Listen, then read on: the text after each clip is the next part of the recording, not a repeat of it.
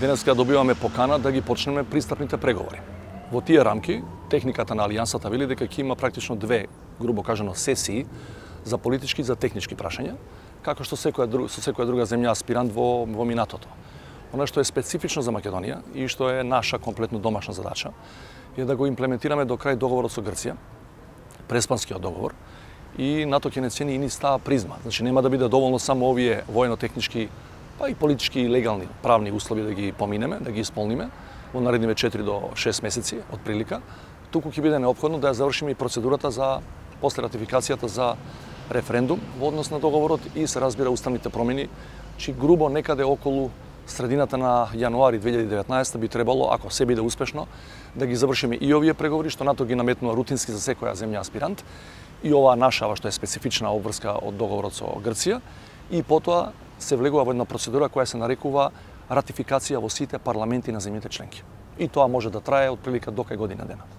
По сите информации што ги имаме, тоа е само за земји членки, ние не сме поканети внатре се разбира, меѓутоа по сите информации што ги имаме, бидејќи претходните недели се драфтуваше завршната комунике и заклучоците и по оваа точка, инаку НАТО има и многу други точки, никој не изрази приговор, освен ова што го знаеме како стар приговор од страна на Грција, а таму го имаме договорот, никој друг приговор не изрази дека Македонија не е добра по некои други критериуми и тоа би требало да влезе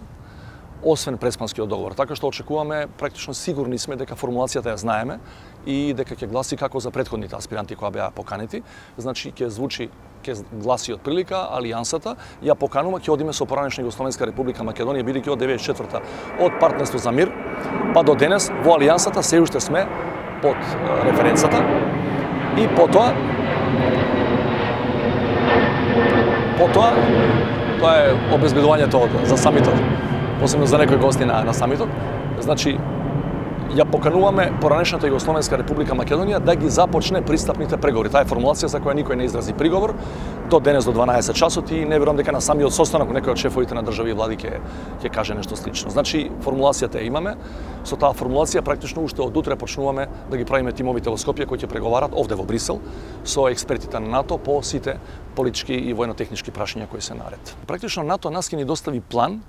под точки по кои очекува ние да се произнесеме. Значи тоа е прва работа која НАТО ќе ни ја достави и ние на тоа ќе дадеме одговор во облик на еден така наречен мини мап или мини национална годишна програма за членство,